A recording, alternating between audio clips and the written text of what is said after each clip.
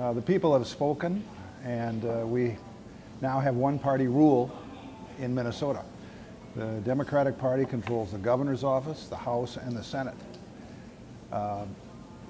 What that means, most likely, is we're going to see an end of gridlock in Minnesota.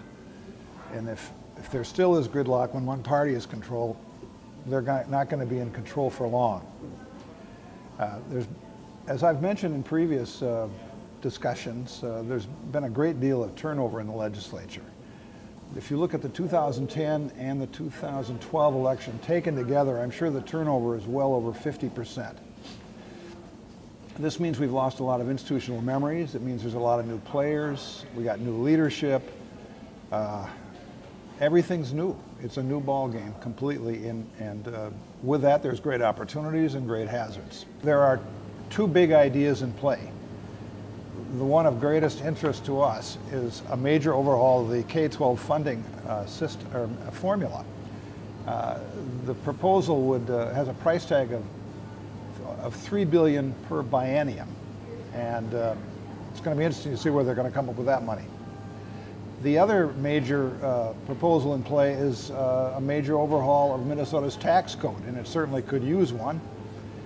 Both of these big ideas are going to run into two nagging barriers. The first is the budget deficit we're going to be staring at in early January, which is estimated to be about $2.5 billion. $1.1 billion of that is structural, which means even if the economy were humming along at a normal rate, we're taking in $1.1 billion less than we need because we're spending more than we're taxing.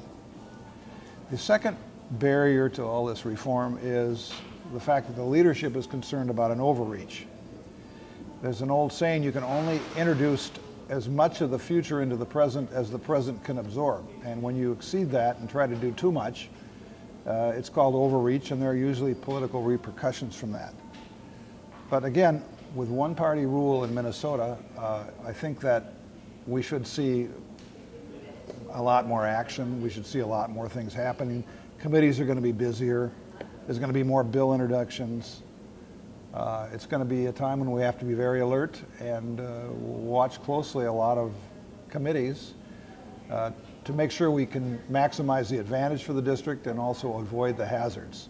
And with that, I'll yield to Peg, who's going to talk more about the committee structure and what she sees in store for us in that regard. Good afternoon. Peg Larson here. We're going to talk a little bit about the effects of the election in terms of the education committees. We do have a big stake in what is going to come out of those committees, especially in the integration area. If there are no changes, integration is eliminated in 2014, and Rochester does levy for integration aid, as you know. I'd like to talk a little bit about the chairs. Carlos Mariani is going to be education policy in the House, and Representative Mariani has been an education chair before. He is from St. Paul, and he is an excellent person to work with. Representative Paul Marquardt has the Education Funding Committee. He is rural, and I have not seen him in this arena before, not even sitting on the committee. Representative Joe Mullery from North Minneapolis has early childhood, and once again, this is somebody who has not been on an education committee in the near past. In the Senate, our chairs are Senator Doris Ray from St. Paul, and she has policy, and Senator Charles Weger, who has been a chair before and then was kind of bumped out of the chair, and now he's put back in as education finance. These are not necessarily going to be easy chairs to work with, some of them due to their inexperience and some just due to their personalities. And in the Senate, I hear that they're going to name their committees in the next week. You know that they'll be named before January 8th.